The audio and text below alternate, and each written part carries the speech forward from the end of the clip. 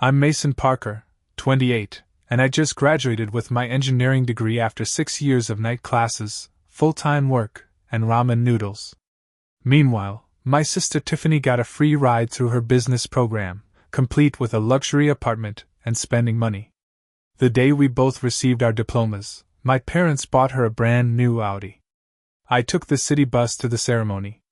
But when they called names for special recognition, only one Parker made the stage. Before I tell you whose name they called, drop a comment letting me know where you're watching from and hit subscribe if you've ever had to work twice as hard for half the recognition. I grew up in a comfortable suburb outside Boston, where my parents, Thomas and Patricia Parker, provided a stable middle-class life for my sister Tiffany and me. Our house wasn't extravagant, but it was in a good school district with decent public schools. My dad worked as a bank manager, and my mom was an elementary school teacher, so while we weren't wealthy, we certainly had enough to get by. From the beginning, there was a subtle but unmistakable difference in how Tiffany and I were treated. She's 2 years younger than me, with our dad's blue eyes and natural charm that seemed to open doors wherever she went. As the firstborn son, I was expected to be tough and independent, while Tiffany was treated as delicate and in need of protection. When I was 10 and wanted to join the local hockey team, my parents told me they'd pay for half if I earned the rest by shoveling driveways and mowing lawns. I worked every weekend that winter to make it happen. 2 years later, when Tiffany wanted figure skating lessons, which cost 3 times as much, they wrote the check without hesitation. "Your sister has natural talent," my mom explained when I questioned the discrepancy. "We need to nurture that." In high school, the pattern continued. When Tiffany struggled with algebra, my parents immediately hired a tutor at $50 per hour. When I needed help in chemistry, my dad tossed me a used textbook from the library book sale and said, "Smart guy like you can figure it out." Our different treatment wasn't limited to education. On her 16th birthday, Tiffany received a used but well-maintained Honda Civic.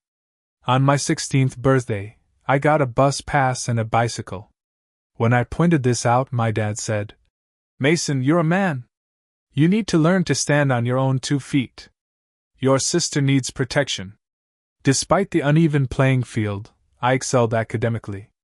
I graduated high school with a 3.9 GPA and was accepted to several good engineering programs. My parents congratulated me but made it clear they'd set aside college money for Tiffany's education. For me, it would be student loans, scholarships, and part-time work. "We know you can handle it," my mom said proudly, as if denying me financial support was some kind of compliment. So I adjusted my plans. Instead of going directly to a 4-year university, I enrolled at the community college while working full-time at a local manufacturing plant on the overnight shift. It wasn't glamorous, but the company had tuition reimbursement for certain courses, and I took full advantage of it. Meanwhile, Tiffany graduated high school with a 3.2 GPA and immediately enrolled at an expensive private university with a well-known business program. My parents paid her full tuition, bought her a MacBook Pro, furnished her apartment, and gave her a monthly allowance that exceeded what I earned working 40 hours a week. "Your sister is networking and building connections," my father explained when I questioned why she needed to live in the luxury student apartments while I was sharing a rundown 2-bedroom with 3 other guys. "Those connections will be valuable in the business world." I transferred to the state university after 2 years at community college, still working full-time and now taking mostly night classes. The engineering program was challenging but respected, and I was determined to graduate debt-free, even if it took me longer than the traditional 4 years. Tiffany, meanwhile, seemed to be enjoying the full college experience, studying abroad in Italy for a semester, joining a sorority, and spending spring breaks in Cancun. Her Instagram feed looked like a travel brochure, while mine showcased textbooks and the occasional pizza when I could afford to splurge. Despite working 40-plus hours a week, I maintained excellent grades, often studying during lunch breaks or on the bus between work and classes. I developed a reputation among professors as the student who never missed a deadline despite his grueling schedule. Several offered me research opportunities, which I somehow squeezed into my already packed days because I knew they would strengthen my resume. As our college years progressed, the contrast between Tiffany's carefree college experience and my grueling work-study marathon became even more pronounced.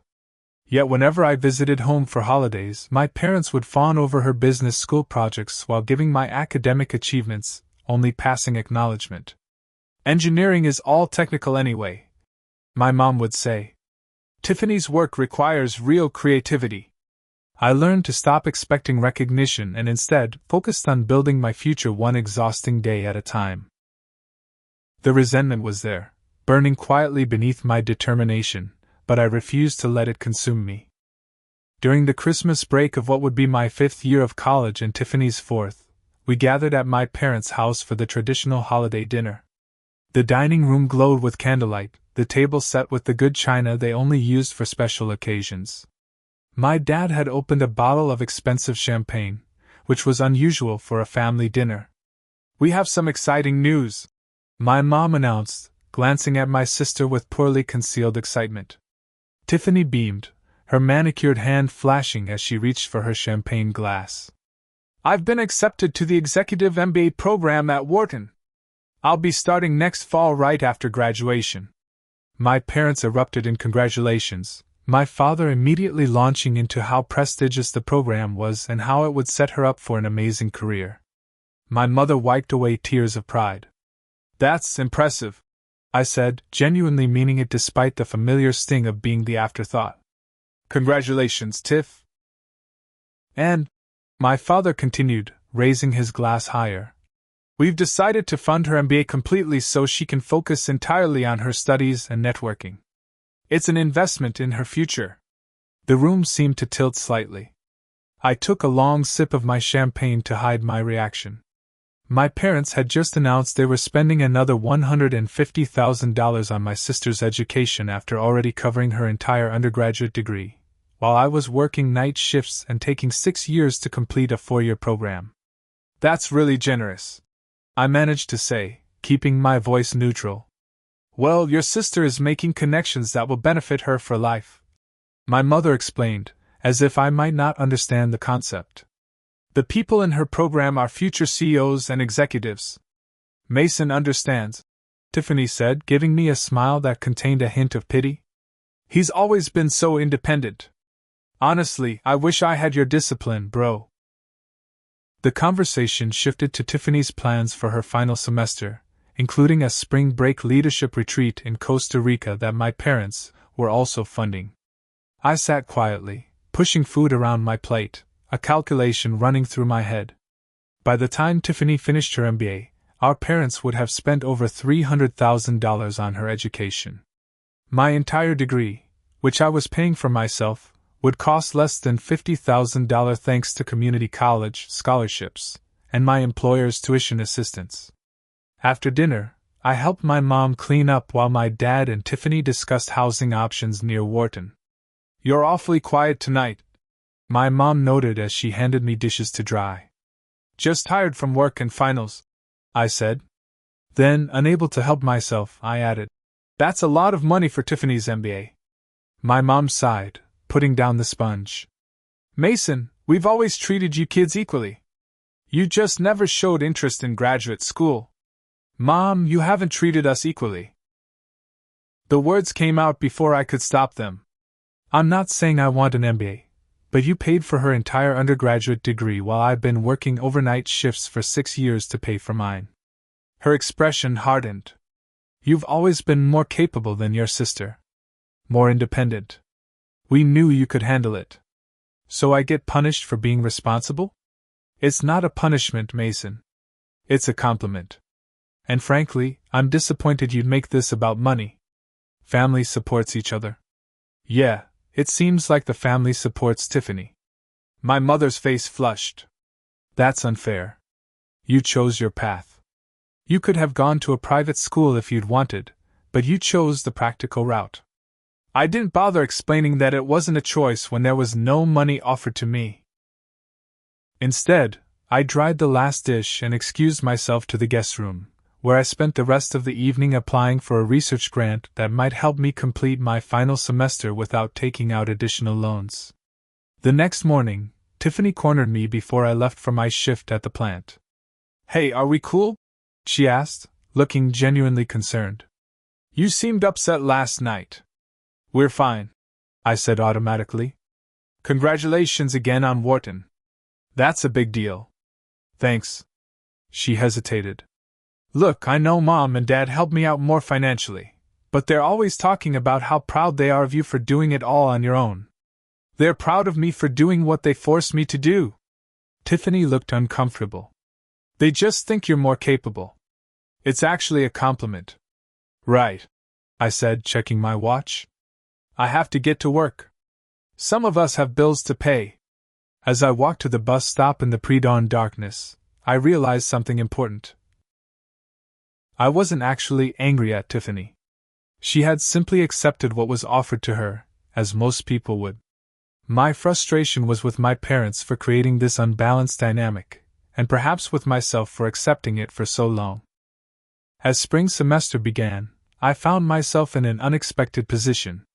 My research project on sustainable manufacturing processes had caught the attention of the engineering department head, Professor Harrington. He called me into his office one afternoon between my classes and work shift. "Mason, your work on the aluminum recycling efficiency model is exceptional," he said, gesturing to my report on his desk. "I've shown it to some colleagues at the National Engineering Symposium, and they're interested in having you present." I blinked in surprise. "Present at the NES? Isn't that mostly for graduate students and professionals?" "Typically, yes. But your research has practical applications that industry leaders are interested in. The symposium is in Chicago next month, coinciding with graduation weekend." My heart sank. "Professor, I appreciate the opportunity, but I don't think I can afford the trip to Chicago right now." Professor Harrington waved away my concern. "The department would cover your expenses. This is exactly the kind of student achievement we want to showcase." I left his office feeling a strange mix of pride and anxiety. This was a major opportunity, the kind that could launch my career, but it also meant I would need to ask for time off from work, and graduation was already complicated enough with both Tiffany and me walking in the same ceremony. When I called home to share the news, my mother answered. "That sounds nice, honey," she said after I explained about the symposium. "But you do realize that's the same weekend as graduation? Tiffany's been planning a big family celebration for months. She's reserved a private room at Costello's. I know it's graduation weekend. I'm graduating too, remember? I could present on Friday and still make the ceremony on Saturday. Well, we're planning to arrive Thursday for Tiffany's department honors breakfast on Friday morning. Your father has already taken Thursday and Friday off work." She paused. "Couldn't you present your research some other time?" I gripped the phone tighter. "Mom, this is the National Engineering Symposium. It's a huge opportunity. I can't just reschedule it. I understand it's important to you, Mason. But this is Tiffany's graduation. It's my graduation too," I interrupted, frustration boiling over. "I've worked for 6 years to get this degree while working full-time. Tiffany had everything handed to her, and now I'm supposed to skip a career-defining opportunity because it might take attention away from her celebration?" There was a long silence on the line. When my mother spoke again, her voice was tight. "I think you're being very unfair. Your sister has worked hard too, in her own way. If you want to choose your research presentation over family, that's your decision to make." After hanging up, I sat on the edge of my bed, head in my hands. The message was clear. Tiffany's conventional 4-year journey through a degree that my parents funded entirely was more celebration-worthy than my 6-year struggle through the same level of education while supporting myself completely. That evening, I received a text from Tiffany. "Mom told me about your research thing. That's awesome. But please tell me you'll still make it to graduation and the party? It won't be the same without you there." Before I could respond, another text came through. "I've got a surprise announcement to make at the party too. Can't wait." I could guess what the surprise might be. either an engagement to her boyfriend Bradley, who came from a wealthy family and had already lined up a job at his father's investment firm, or perhaps a job offer from one of the prestigious companies where she'd interned during the summers my parents had freed her from needing to work. The following week, I stopped by my parents' house to drop off some mail that had been sent there. I still kept their address on some official documents since my apartment situation changed frequently based on what I could afford. My father was in the driveway, admiring a brand new Audi A4. "New car?" I asked, though I already knew it wasn't his. My father drove a sensible Volvo that he kept immaculately maintained. "It's for your sister," he said proudly. "A graduation present. She'll need something reliable for her commute to Wharton." I stared at the luxury vehicle, its metallic paint gleaming in the spring sunshine. "Must have cost a fortune." "Well, your sister is starting an important new chapter. We wanted to give her something special." He clapped me on the shoulder. "So, your mother tells me you might miss the graduation ceremony for some research presentation?" "I'm trying to figure out how to do both," I said, still staring at the car that probably cost more than everything I owned combined. "The symposium is a big deal in the engineering world. Family should come first, son. Your sister only graduates from college once." I bit back the retort that I was only graduating once too. "I'll do my best," I said instead. As I walked away, my father called after me. "By the way, do you need a ride to the ceremony? Your mother mentioned you might be taking the bus." "I'll figure it out," I said, not turning back. That night, I made a decision. I would present at the symposium on Friday, then take the first flight back on Saturday morning to make the graduation ceremony. I couldn't afford a rental car, so I would indeed take the bus from the airport to the university. My graduation gift to myself would be refusing to let my family's priorities diminish this achievement I'd worked so hard for. The week before graduation, I was putting the finishing touches on my symposium presentation when I received an email from the university registrar. The subject line read, "Congratulations, Summa Cum Laude Distinction and Engineering Excellence Award." I read the email twice to make sure I wasn't misunderstanding. Not only was I graduating with the highest academic honors, but I had also been selected for the Engineering Excellence Award, given to one graduating engineering student each year. The award came with a $10,000 prize and would be presented during the commencement ceremony. For the first time in my academic career, I felt a swell of unmixed pride. This wasn't just about completing the degree anymore. It was recognition that I had excelled despite all the obstacles. I immediately called my parents to share the news. "Dad, you won't believe this," I said when he answered. "I'm graduating summa cum laude, and I won the Engineering Excellence Award." "That's great, son," he replied, his tone distracted.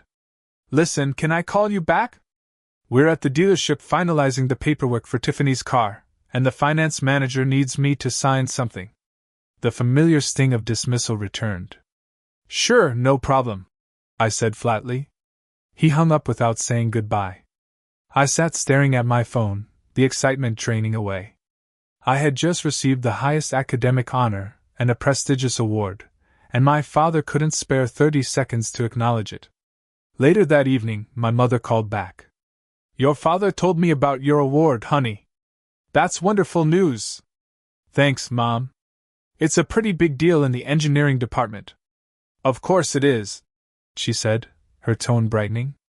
"Oh, and I wanted to ask, the graduation ceremony says each student gets 6 tickets. Tiffany's already invited Bradley's parents, so we were wondering if we could have your extra tickets? Bradley has some extended family who want to attend." I nearly dropped the phone. "You want my graduation tickets so Bradley's aunt and uncle can watch Tiffany graduate? Well, you said most of your friends are working, so we thought." "Mom, I've invited people too. My boss who approved all my schedule changes, Professor Harrington who nominated me for the award, and some classmates who've been in the trenches with me for years." "Oh," she sounded genuinely surprised. "I just assumed." "Well, never mind then." After hanging up, I sat in stunned silence. It had never occurred to my mother that I might have people who supported me, who had been instrumental in my success and would want to celebrate with me. The assumption that my graduation was less significant, less worthy of celebration than Tiffany's, was so deeply ingrained that she couldn't even see it. The day before I was set to fly to Chicago, I stopped by my parents' house to pick up a suit I'd left there. I found my mother and Tiffany in the living room surrounded by shopping bags, laughing as Tiffany modeled a designer dress. "Mason!" Tiffany exclaimed when she saw me. "What do you think? For graduation?" The dress probably cost more than a month of my rent. "It's nice," I said.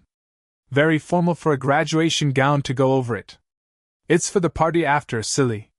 Mom and I were just shopping for accessories." She held up a pair of shoes with red soles that I recognized as Louboutins. "These were a splurge, but Daddy said I deserved something special." My mother noticed my expression. "We were going to ask if you wanted to come shopping too, but I know you've been busy with your presentation." It was such a transparent lie that I didn't bother responding.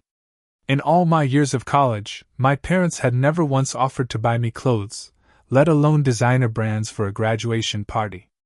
"I just came from my suit," I said, heading toward the guest room where I'd stored it. "Oh, I had it dry cleaned for you," my mother called after me. "It's hanging in Tiffany's closet." I found my suit in Tiffany's walk-in closet, crammed between her numerous outfits. As I was retrieving it, I noticed a brochure on her dresser.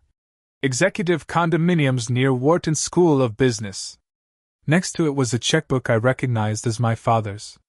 So not only were they buying her a luxury car for graduation, but they were also planning to buy her a condo for graduate school, or at least pay the down payment or security deposit.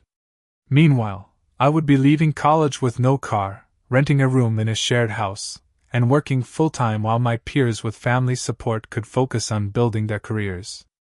At dinner that night, Tiffany couldn't stop talking about her plans for the graduation party and the surprise she was going to announce. "Bradley's parents are so excited," she gushed.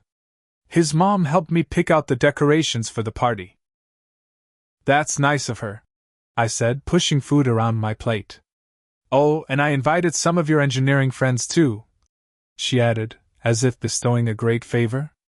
"Mom gave me the extra tickets from your allocation." I looked up sharply. "What are you talking about?" "I'm using all my tickets." My mother jumped in quickly. "Tiffany, I told you Mason wanted his tickets. I'm sure Bradley's cousins will understand." Tiffany looked confused. "But you said Mason wouldn't mind because his ceremony is just a formality since he's presenting at that conference thing." The table went silent. I stared at my mother, who had the grace to look embarrassed. "You told her my graduation is just a formality?" I asked quietly. "That's not exactly what I said," my mother began. "I just mentioned that since you're already receiving recognition at your engineering event, you might not be as concerned about the ceremony itself." I set down my fork carefully.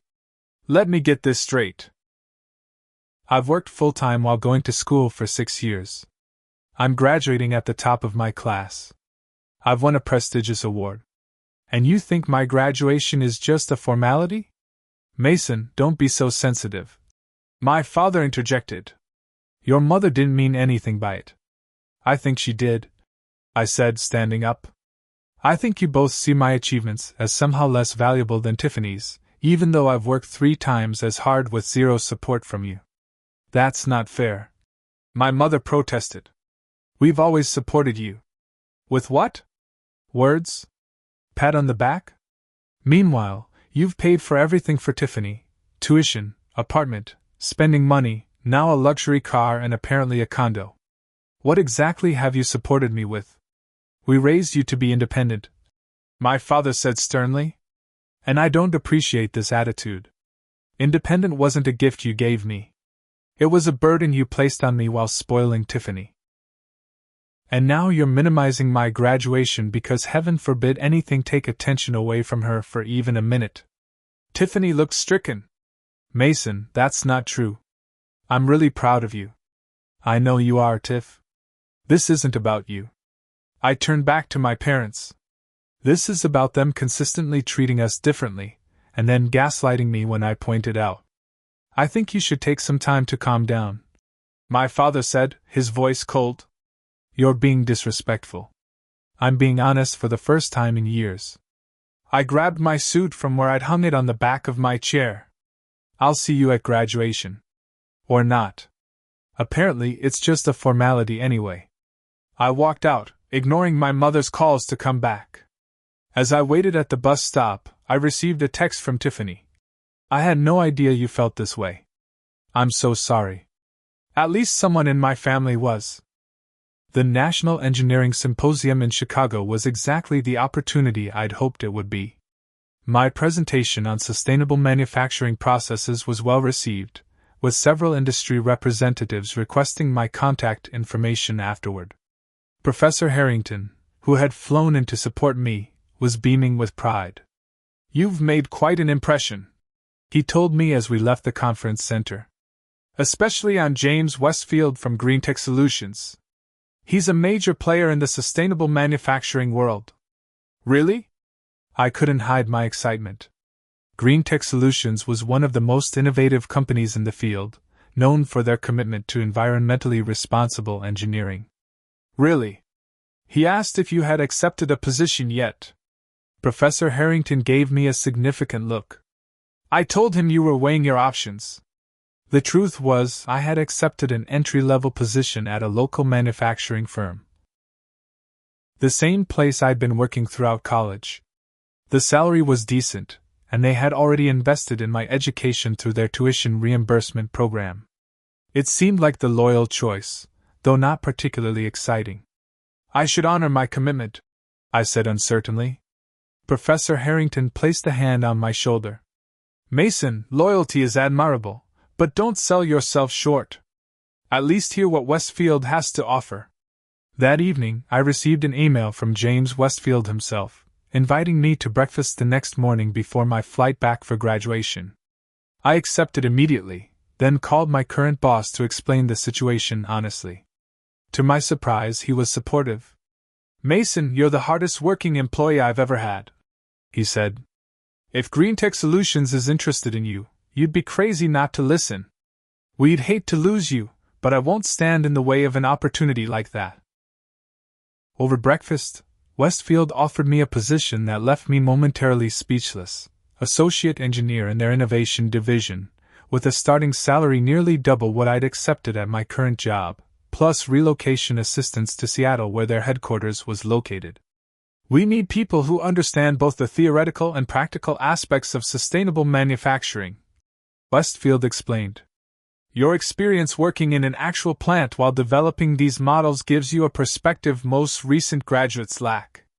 I thought about the tiny rented room waiting for me back home, the years of bus rides and overnight shifts, the dismissive attitude of my parents.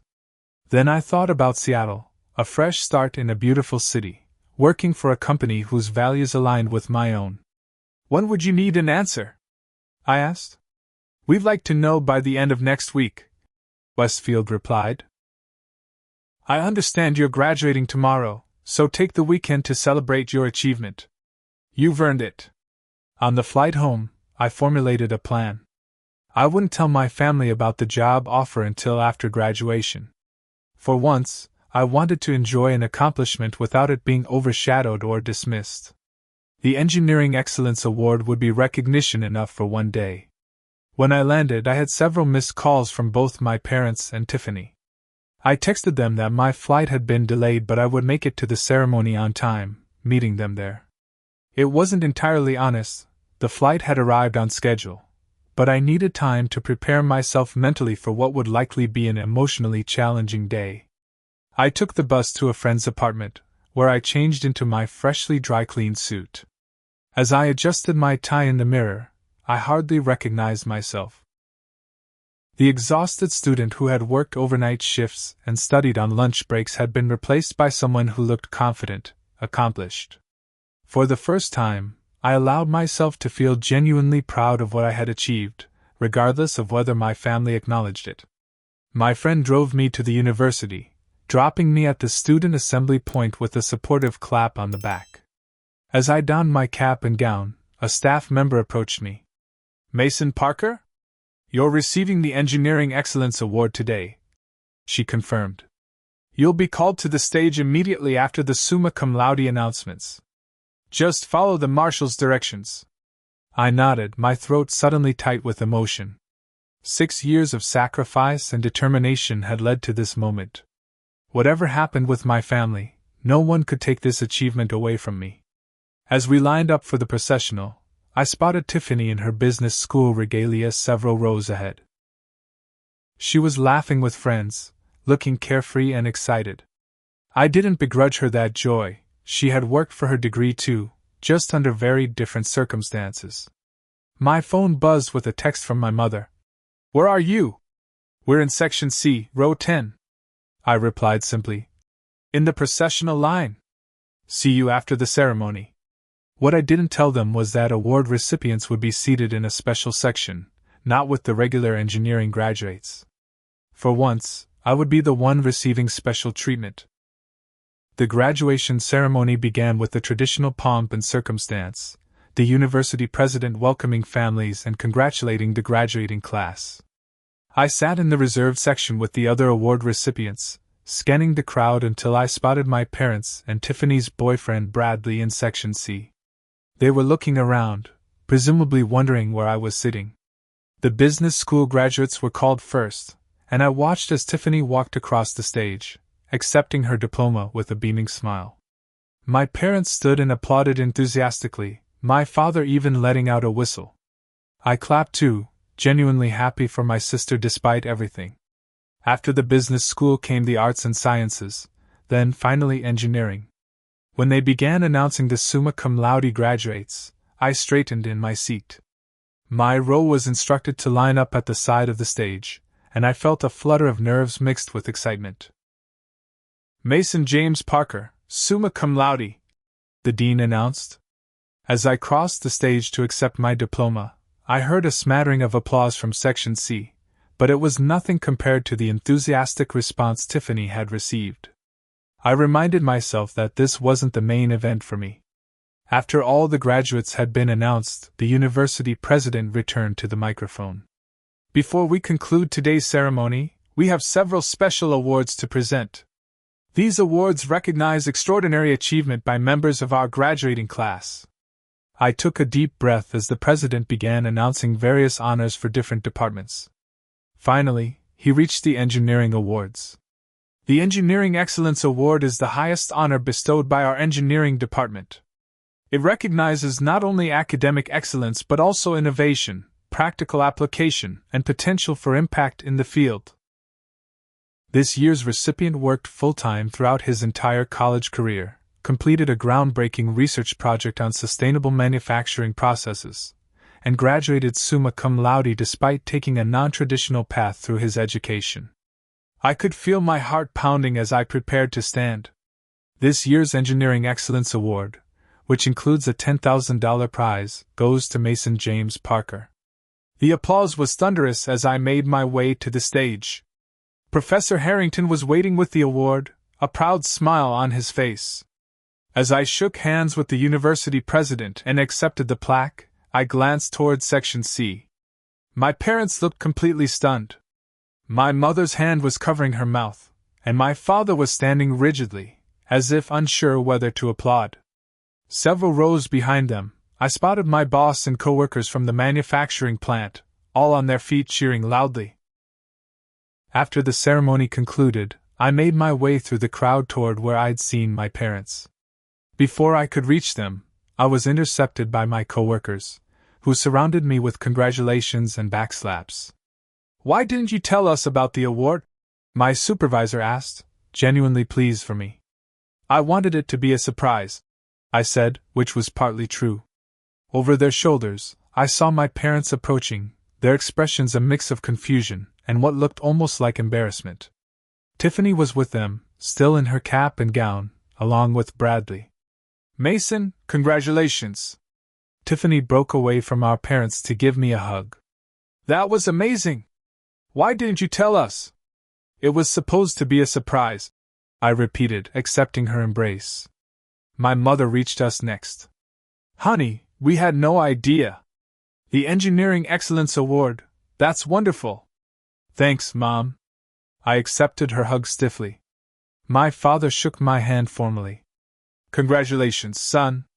That's quite an achievement. Thank you. I gestured to my coworkers.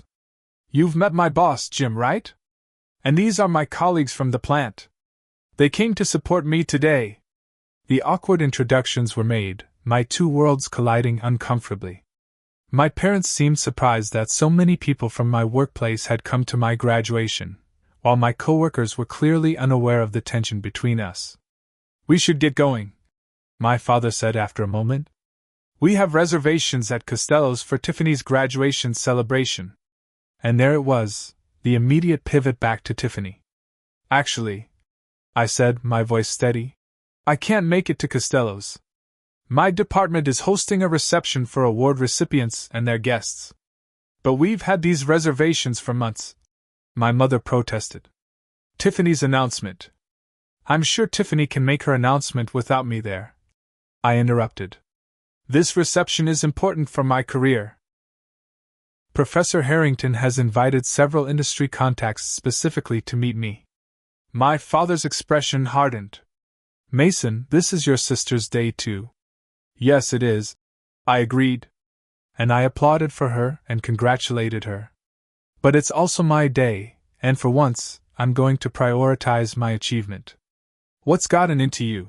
My mother asked, her voice low. You've never been selfish like this before.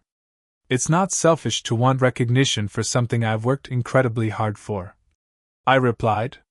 Especially when you've spent my entire life treating Tiffany's accomplishments as more important than mine. Tiffany looked mortified. Mason, please don't do this here. I'm not doing anything except attending a reception in honor of an award I earned, I said. I'm sorry if that interferes with your plans. My father put his arm around my mother's shoulders. Let's go, Patricia. Mason has made his choice. As they turned to leave, I called after them. By the way, I received a job offer yesterday. Associate engineer at GreenTech Solutions in Seattle. I'm taking it. My mother turned back, her expression shocked. Seattle? But that's across the country. Yes, it is, I said simply. As my family walked away, my boss Jim clapped me on the shoulder. GreenTech Solutions, huh? That's impressive, Mason. Though we'll miss you at the plant. Thanks for understanding, I said, grateful for his support. The engineering department reception was everything I could have hoped for. Professor Harrington introduced me to colleagues and industry contacts, many of whom had seen my presentation in Chicago or heard about it from others. The $10,000 prize would help with my relocation to Seattle, a symbolic fresh start funded by my own achievement rather than parental support. As the reception wound down, I received a text from Tiffany. Bradley proposed at dinner. Mom and Dad are buying us a condo near Wharton as an engagement present. I wish you had been there. I stared at the message for a long moment before replying. Congratulations. I hope you'll be very happy together. Then I silenced my phone and rejoined the celebration of the future I had built for myself. The weeks following graduation were a whirlwind of preparations for my move to Seattle. I gave notice at my apartment, sold most of my furniture, what little I had, and wrapped up my final projects at the manufacturing plant. Through it all, communication with my family was sparse and strained. Tiffany called several times, her tone conciliatory, but our conversations remained superficial. My parents left voicemails expressing concern about my hasty decision to move across the country, but neither directly addressed the issues I'd raised at graduation. 3 days before my scheduled departure, there was a knock at my apartment door. I opened it to find my father standing awkwardly in the hallway, looking older and more uncertain than I'd ever seen him. "Can I come in?" he asked. I stepped aside to let him enter, watching as he surveyed the packed boxes and bare walls of my nearly empty apartment. "Your mother wanted to come too," he said, "but I thought maybe we should talk man-to-man first." I gestured to the kitchen table, the only furniture I hadn't yet sold. "Have a seat." We sat across from each other in uncomfortable silence until my father finally spoke. "I've been doing a lot of thinking since your graduation," he began. "About the things you said? About how we've treated you and Tiffany differently." He cleared his throat. "I didn't want to believe it at first. No parent wants to think they've been unfair to their child." I remained silent, waiting. But then I started looking back, really looking at the patterns. The car for Tiffany but not for you. Paying for her education but not yours. Always expecting more from you while giving her more support. He ran a hand over his face. "I told myself it was because you were more capable, more independent. But that wasn't fair, was it?" "No," I said quietly. "It wasn't. I'm not good at this, Mason." Admitting I was wrong. He stared down at his hands. "Your mother and I had these ideas about raising a son versus raising a daughter. Traditional notions that seemed right at the time. But watching you accept that award, hearing about all you've accomplished with so little support from us." His voice cracked slightly. "I've never been more proud of you. Or more ashamed of myself." The admission hung in the air between us, unexpected and powerful. "I don't want your money, Dad," I said finally. "That's not what this has ever been about. I know that. That's part of what makes this so hard. You never asked for handouts, just for recognition. For us to value your achievements as much as we value Tiffany's." He looked up at me, his eyes moist. "I'm sorry we didn't do that." The simple apology loosened something tight in my chest. "Thank you for saying that. I can't change the past," my father continued. "But I want you to know that I'm genuinely proud of you, Mason. The award, the job offer, you've earned every bit of it through hard work and determination.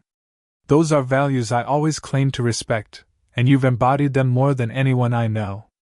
We talked for hours that afternoon, more openly than we ever had before. My father shared his own struggles with his parents' expectations, how he'd inadvertently carried those patterns into his relationship with me.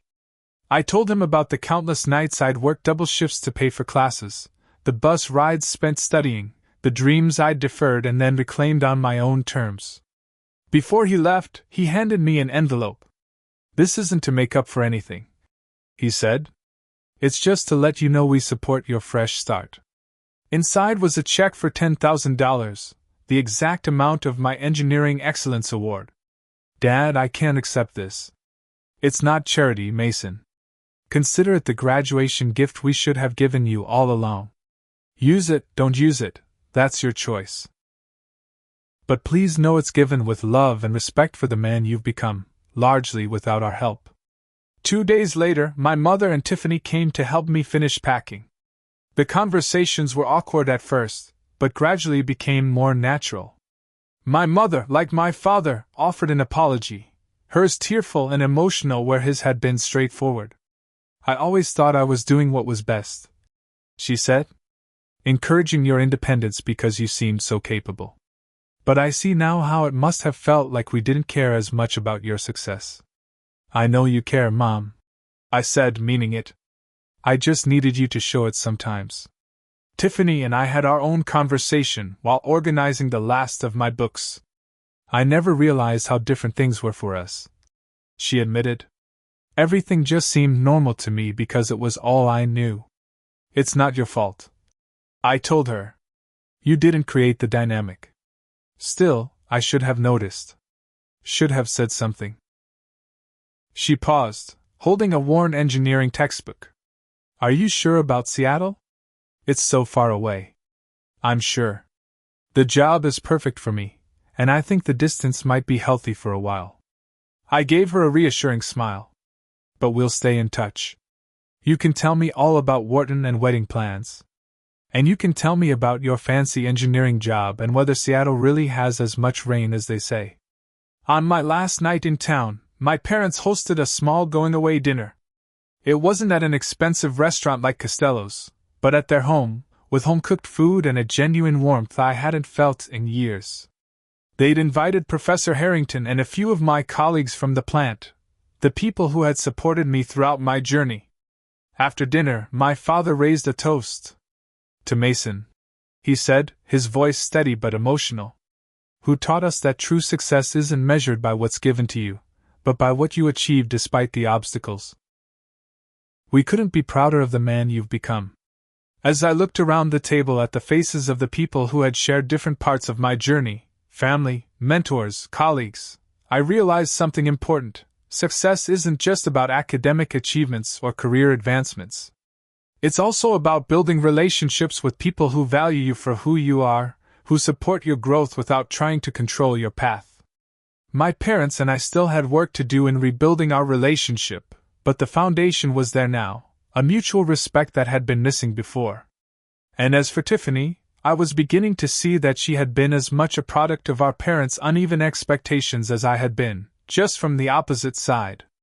The next morning, as I prepared to drive my rented moving truck to Seattle, having deposited both my father's check and the award money in my savings account, Tiffany handed me a small package. A going-away present, she explained. Open it when you get to Seattle. 3 days later, as I unpacked in my new apartment with its view of Puget Sound, I found Tiffany's package at the bottom of a box. Inside was a framed photo of me on the graduation stage, accepting the Engineering Excellence Award. The frame was engraved with the words, "The road less traveled led to the greater achievement. Love, Tiffany." I placed it on my desk, a reminder not of the inequalities of the past, but of the recognition I had finally received, both from the university and, more importantly, from my family. Looking out at the Seattle skyline, I felt a sense of peace I hadn't experienced in years. The journey had been difficult, often lonely, but it had led me here, to a job I was passionate about, a city full of possibilities, and a new understanding with my family built on honesty and respect rather than obligation. Sometimes the hardest roads lead to the most meaningful destinations. And sometimes the recognition that matters most is not what's freely given, but what's earned through perseverance and determination. If you've ever felt overlooked or undervalued by the people who should support you most, I hope my story reminds you that your worth isn't determined by others' recognition. The greatest validation comes from knowing what you've overcome and what you've achieved on your own terms. I'd love to hear your stories of overcoming family expectations or achieving success against the odds. Drop them in the comments below, hit subscribe if you connected with this journey, and share this video with someone who might need to hear that their struggles aren't invisible. Thank you for listening to my story, and remember, sometimes the best revenge isn't getting even, it's living well.